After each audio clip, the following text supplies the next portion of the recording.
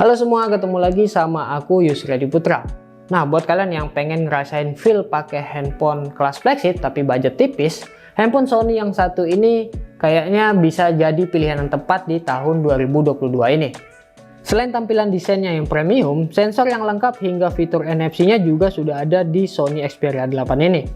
Sony Xperia 8 ini dirilis pada tahun 2019. Dulu dibanderol dengan harga 7 jutaan. Dan untuk harga secondnya sekarang di marketplace online Indonesia, handphone ini udah sekelas harga handphone entry, alias cuma 1,5 jutaan aja. Kira-kira bakal worth it apa ya? Dan masih enak gak ya kalau dipakai buat kebutuhan saat ini? Seperti biasa buat kalian yang berminat untuk membeli handphone ini juga, kalian bisa langsung aja cek di link deskripsi. Karena untuk link pembeliannya udah aku letakkan di sana ya. Terus kalau ngomongin desain, jelas handphone Sony itu yang paling beda. Desainnya yang mengkotak gini udah jadi ciri khasnya Sony banget. Berbahan kaca dan frame aluminium yang build quality-nya itu terasa solid dan juga kokoh. Dengan desain memanjang seperti ini, Sony Xperia 8 ini sangat nyaman untuk digunakan dan dioperasikan menggunakan satu tangan. Juga nggak ketinggalan, Sony Xperia 8 ini juga sudah memiliki IP rating, yaitu IP rating 65 dan IP rating 68. Sehingga Sony Xperia 8 ini mampu bertahan terhadap tekanan air dan debu. Lalu untuk layarnya, Sony Xperia 8 ini punya layar sebesar 6 inci dengan aspek rasio 21:9. Kualitas IPS LCD layarnya pun tetap terasa tajam berkat resolusi Full HD Plus-nya. Ditambah udah pakai perlindungan sekelas Corning Gorilla Glass generasi ke-6. Walaupun refresh rate-nya cuma 60Hz saja, dipakai buat nonton YouTube dan juga scrolling media sosial, handphone ini cukup terasa nyaman digunakan. Walaupun Sony Xperia 8 ini belum pakai dual stereo speaker, tapi kualitas audionya cukup nyaring dan juga jelas. Seperti biasa untuk kualitas audionya, kalian bisa simak aja video berikut ini.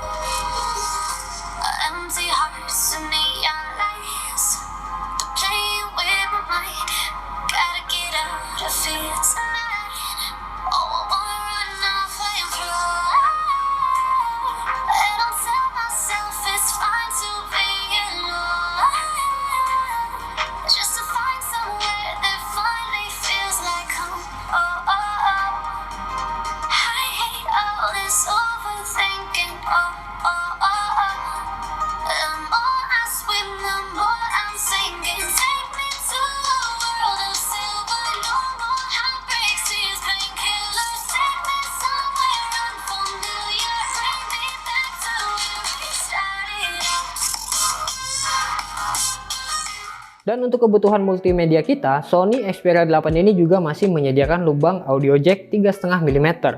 Kemudian untuk performanya, Sony Xperia 8 ini ditenagai chipset Qualcomm Snapdragon 630 octa-core yang berfabrikasi 14 nanometer, dipadukan dengan RAM 4GB dan penyimpanan internalnya sebesar 64GB, yang tentu aja masih bisa diperluas lagi hingga 512GB.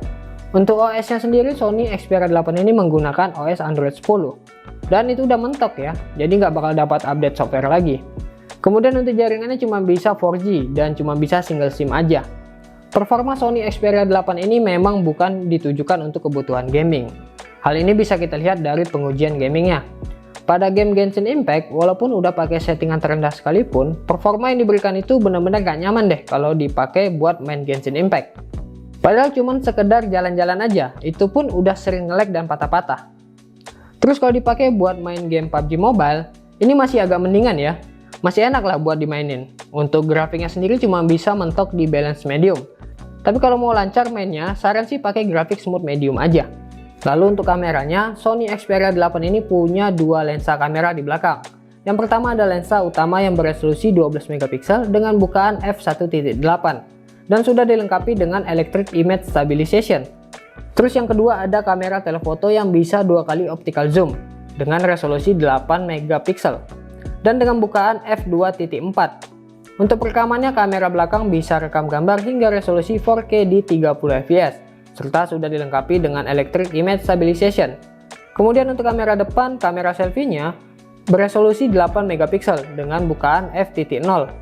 Dan untuk perekamannya bisa rekam gambar hingga resolusi Full HD 1080 di 30 fps. Untuk hasil-hasilnya menurut aku ini udah bagus ya, apalagi dengan cahaya yang cukup bisa hasilin gambar dengan cukup detail. Dan juga warnanya masih cukup terlihat natural. dynamic range-nya juga masih oke, dan hasil dari lensa telefotonya juga cukup detail. Kalau misalnya kita ngezoom sampai 5 kali, detail fotonya masih cukup terlihat.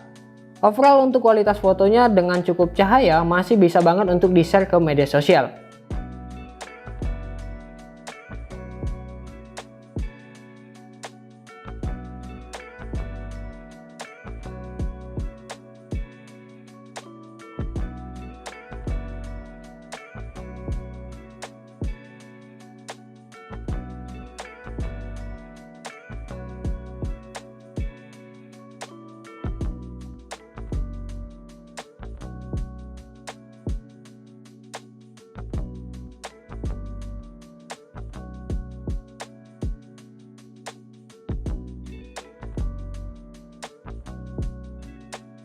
Dan seperti biasa untuk kualitas videonya, kalian bisa simak aja video berikut ini.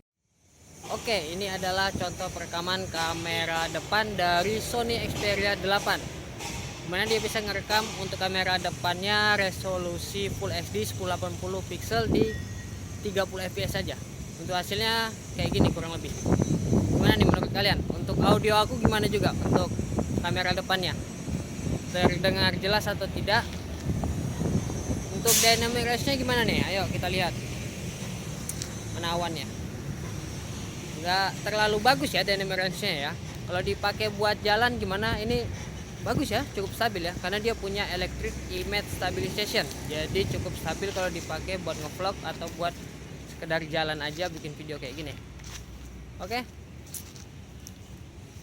Kurang lebih kayak gini hasilnya ya untuk kamera depannya, bagus ya. Oke, ini adalah contoh perekaman kamera belakang dari Sony Xperia 8.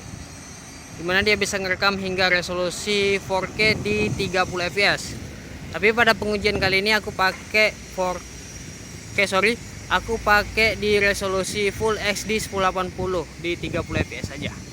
Untuk stabilisasinya ini cukup bagus juga ya. Dan dynamic range-nya juga terlihat sangat jelas itu awan-awannya. Untuk stabilisasinya juga bagus, warnanya juga oke. Detailnya gimana nih? Untuk autofocusnya gimana? Oke, lumayan. Autofocusnya juga bisa ya, bagus ya. Terus juga ini bisa di zoom langsung ya, diganti langsung 2 kali optical zoom bisa. Jadi dari lensa wide ke lensa telefoto bisa ya, langsung bisa dipakai. Kurang lebih hasilnya kayak gini ya guys. Gimana untuk audionya? Tulis di kolom komentar ya pendapat kalian tentang Sony Xperia 8 ini. Terima kasih. Pokoknya handphone ini jangan dipaksa buat mainin game yang berat ya.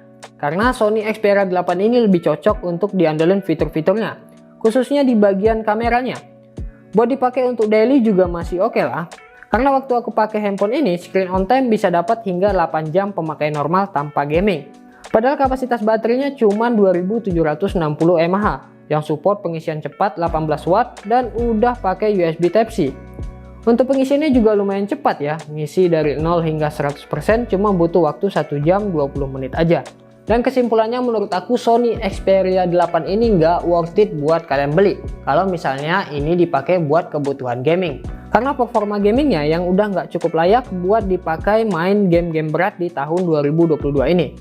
Tapi kalau misalnya kalian nyari handphone dengan budget cuma 1 jutaan dan dengan spek paling premium, maka Sony Xperia 8 ini sangat worth it buat kalian beli. Karena dengan harga segitu, kalian bisa dapat experience nonton film dengan aspek rasio 21:9. Panel IPS LCD di handphone ini juga udah hampir mendekati OLED display. Dan juga build quality-nya yang solid, serta feel genggamannya yang enak dipakai menggunakan satu tangan. Apalagi kalau cuma dipakai sekedar main sosmed dan multimedia, handphone ini masih sanggup kok. Oke, jadi segini dulu videonya. Tulis di kolom komentar pendapat kalian tentang Sony Xperia 8 ini. Aku Yusri Hadi Putra pamit. Like video ini kalau kalian suka dan sampai jumpa lagi di video selanjutnya. Terima kasih.